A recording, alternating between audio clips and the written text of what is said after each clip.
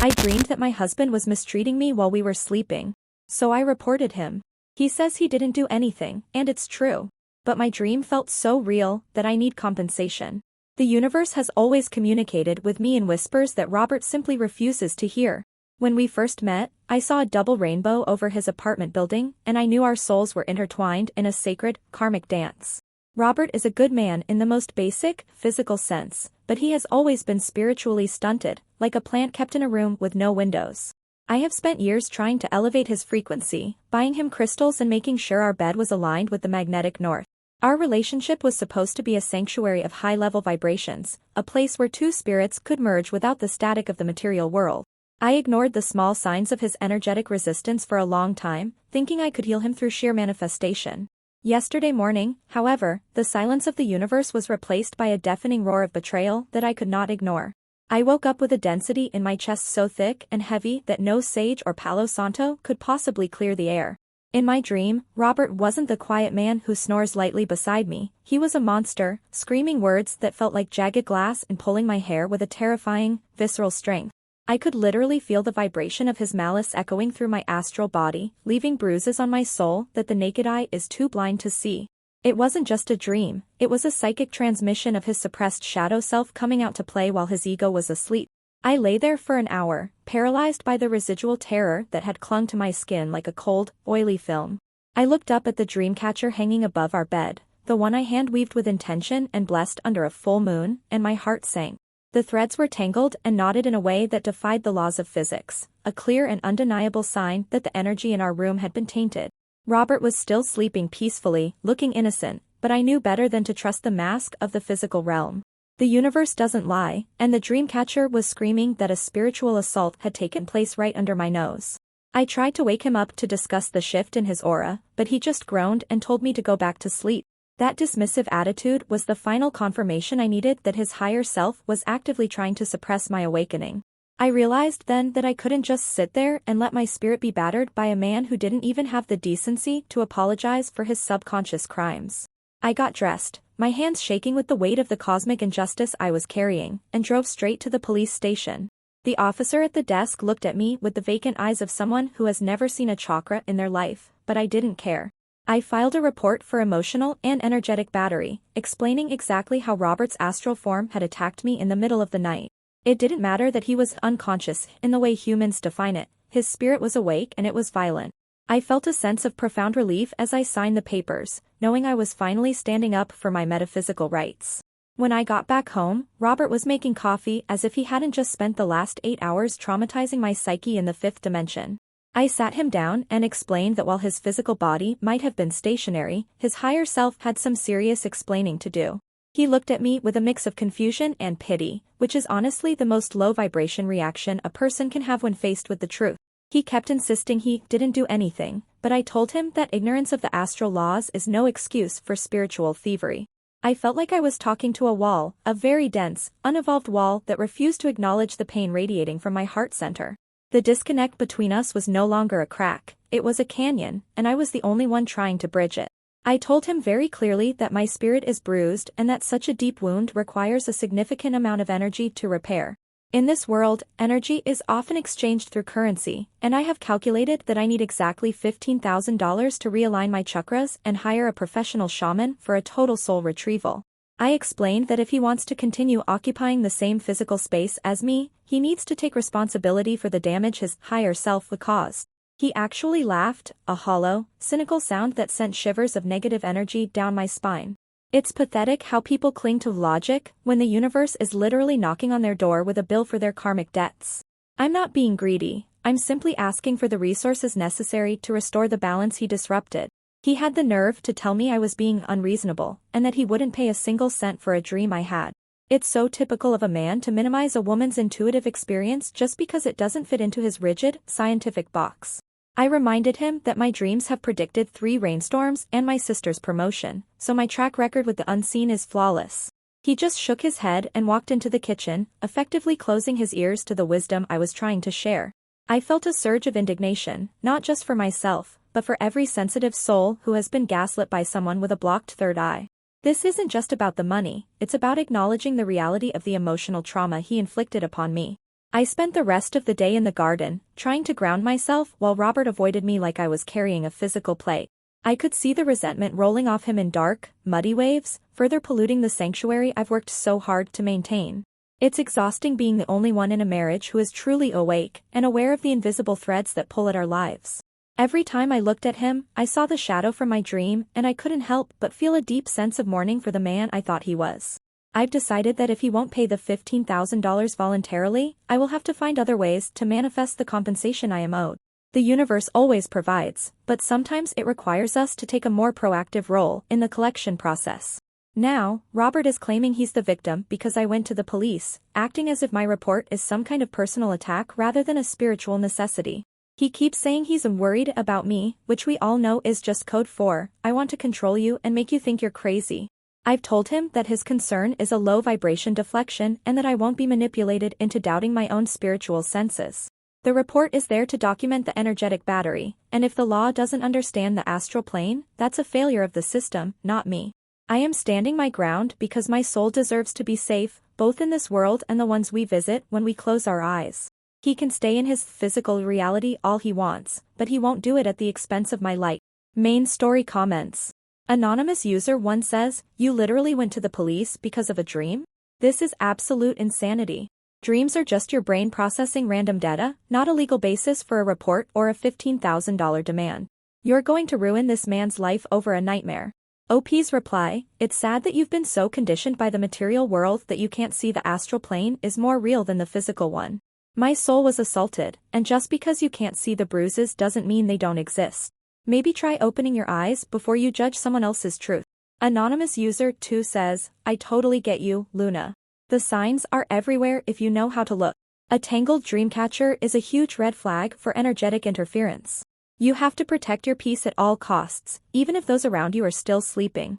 OP's reply, "Thank you for having open eyes, unlike Robert and the skeptics here. It's so refreshing to find someone who understands that we aren't just bodies, we are energy. I knew the dreamcatcher was a direct message from the universe telling me to stand up for my spirit." Update 1. It's been 3 days since my last update, and the atmosphere in our home became so toxic that I had no choice but to take further spiritual precautions.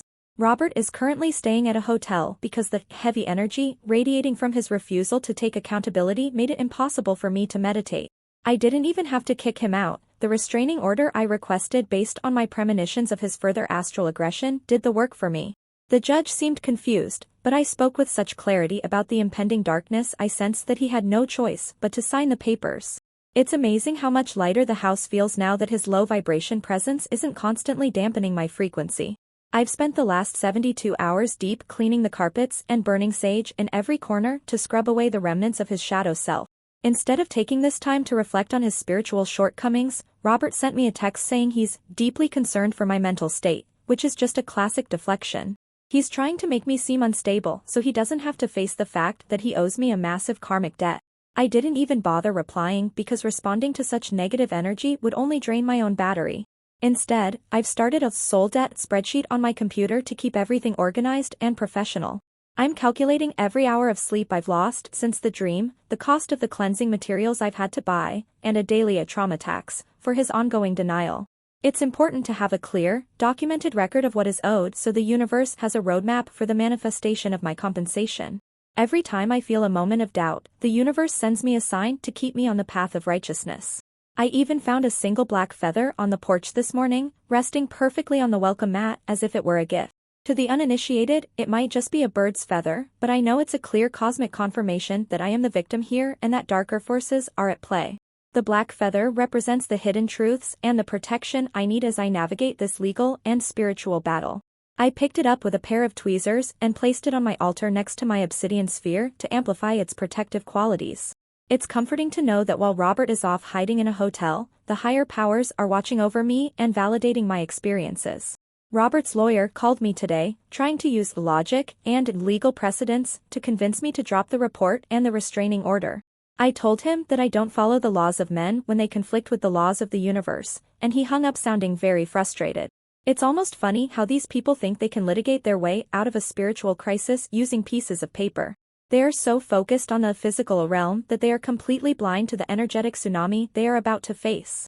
I'm adding the lawyer's phone call to the soul debt spreadsheet under the category of our third-party energetic intrusion. Every attempt they make to silence me only increases the total amount that Robert will eventually have to pay. I've also started doing daily tarot readings to see if Robert is planning any more subconscious attacks from his hotel room. The cards keep showing the Tower and the Nine of Swords, which tells me his ego is crumbling and he's haunted by the truth he refuses to speak. It's actually quite sad that he's choosing to suffer in silence rather than just paying the $15,000 and beginning the healing process. I've even thought about sending him a small kit with some rose quartz and lavender to help him soften his heart, but then I remembered that his higher self doesn't deserve my kindness yet. He needs to earn his way back into my light by acknowledging the bruises he left on my astral body. I am staying firm in my boundaries because I know my worth, even if the rest of the world is still catching up. Update 1 comments. Anonymous user 1 says, "You are literally filing a restraining order based on premonitions? This is a total abuse of the legal system. You're going to end up in jail for filing false reports if you keep this up. The police aren't there to manage your astral drama." OP's reply, "I'm not lying because my truth is multidimensional and far more accurate than your narrow view of reality. The police are there to protect citizens, and my soul was under attack. If the system is too archaic to understand that, it's not my fault." Anonymous user 2 says, "A soul debt spreadsheet? Girl, you are a genius. I should do that for my ex who stole my favorite crystal. Does the $15,000 include the cost of the hotel Robert is staying at, or is that extra?" OP's reply, "The hotel is his own choice, so that's on him. The $15,000 is strictly for my healing and realignment. I love that you're thinking about your own soul debt. We have to hold these people accountable for the energy they take from us." Update 2.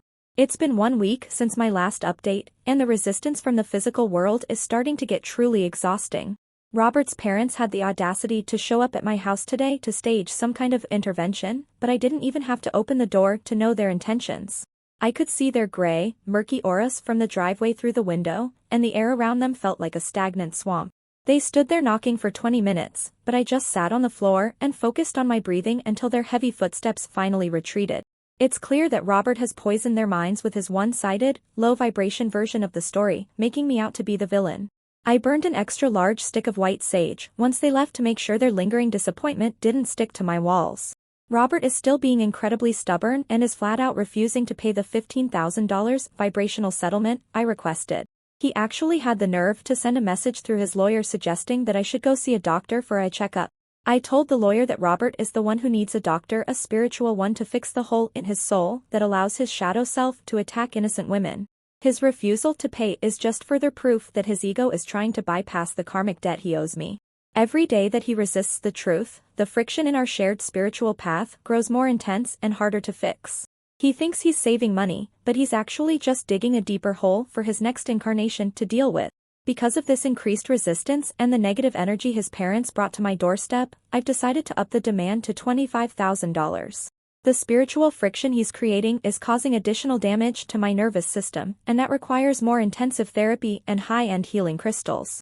I spent all afternoon updating the spreadsheet, adding a resistance surcharge for every day he refuses to acknowledge my pain. It felt very empowering to see the numbers grow, knowing that the universe is keeping a perfect tally of his debt. If he had just paid the original amount, we could have started the healing process, but his pride is making everything so much more expensive. I'm just a conduit for the justice the cosmos demands, so the price is really out of my hands. Since he's not sending the money, I've had to take matters into my own hands to ensure the first installment of my compensation is met. I've been using my crystal pendulum to go through the garage and decide which of Robert's belongings have the most stagnant energy that needs to be liquidated. The pendulum swung violently over his set of golf clubs and his expensive mountain bike, which are both items he uses to escape into the physical world. I've listed them on a local marketplace as high-vibration items for immediate sale, to clear out the heavy vibes they carry. It's not stealing, it's a necessary energetic liquidation to balance the books and provide me with the funds I need for my soul retrieval. He doesn't need those things anyway if he's going to be living in a hotel and ignoring his karmic responsibilities. I asked my pendulum about Robert's current state, and it moved in a slow, circular motion that indicated his spirit is currently in a state of absolute stagnation. His silence and refusal to fight back in any meaningful spiritual way is a clear sign of his total defeat. He knows he's wrong deep down in his soul, and that guilt is paralyzing him in the physical realm. I almost feel sorry for him, stuck in that low-frequency loop of denial and legal documents, while I am here ascending. But then I remember the feeling of his hands in my dream, and my sympathy vanishes like mist in the sun. I am the warrior here, protecting the light from a shadow that doesn't even have the courage to face itself. Update 2 comments. Anonymous user 1 says, "You are selling his stuff? That is literally a crime, Luna. You can't just sell someone's property because a pendulum told you to. You're going to end up with a theft charge on top of everything else. This isn't liquidating energy, it's stealing." OP's reply, "I'm not stealing, I'm just liquidating stagnant energy to cover a debt that is legally and spiritually valid in the eyes of the universe. If Robert wanted to keep his things, he should have paid what he owes. The pendulum knows more than your property laws ever will." Anonymous user 2 says, "I love the resistance surcharge. That's such a powerful way to handle someone who is gaslighting you. How is Robert taking all this? Has he tried to call you, or is he just letting the lawyers do the talking?" OP's reply, "He's being very quiet, which I interpret as a sign of his spiritual defeat. He knows he can't win against the truth, so he's hiding behind his silence and his lawyers. It's a very cowardly way to live, but what can you expect from someone with a blocked third eye?" Update 3. It's been 10 days since my last update, and I can feel a major shift in the cosmic weather, but it isn't the one I was manifesting. Robert's lawyer sent a formal letter that made my blood run cold, but not because of any legal jargon about the police report. They have somehow gained access to my signs and portents journal, the sacred book where I record every message the universe sends me about our relationship. I must have left it in the living room when I was saging the house, and Robert must have snatched it during his brief visit with the police to get his clothes. They are now using my own mystical testimony against me, picking out entries from months ago to paint a picture that doesn't exist. It's a total violation of my spiritual privacy, and I feel like my very soul has been put on trial. Apparently, back in November, I wrote an entry saying Robert was an angel sent from the sun to guide me through the darkness. Now, they're using those words to claim that I have transient delusional episodes, and that my perception of him shifts based on my unstable mental state. It's so manipulative to take a moment of high vibration gratitude and use it to label me as a crazy, when I'm just being honest about my experiences. They are trying to say that if I thought he was an angel, then my current vision of him as a shadow attacker must be a hallucination. They don't understand that energy is fluid and that an angel can fall or be replaced by a shadow if the vessel isn't properly maintained. They are looking for consistency in a universe that is defined by constant, magical change. The letter stated that if I don't drop the report and the restraining order immediately, they will pursue a countersuit for malicious prosecution and demand a full psychological evaluation. The thought of a government-appointed doctor poking around in my psyche with their clinical, low-vibration tools makes me want to scream. They want to label my gifts as symptoms, and my connection to the astral plane as a disorder, just because they can't measure it with a thermometer. I spent hours sitting in my meditation circle, trying to find a way to manifest a shield against this legal darkness. My journal was supposed to be a bridge to the divine, not a weapon for a lawyer to use in a courtroom. It feels like the ink itself has been poisoned by their cynical intentions. I turned to my favorite set of healing crystals for guidance, but when I touched them, they felt inexplicably cold and dead. I tried to charge them in the moonlight, but the clouds wouldn't break, and the air felt thick with a heavy, metallic silence. It's like the universe has suddenly turned its back on me, or perhaps the signs and portents were being drowned out by the legal static Robert is generating. I asked my pendulum if I should fight the countersuit, and it just hung there, perfectly still, refusing to give me a clear answer.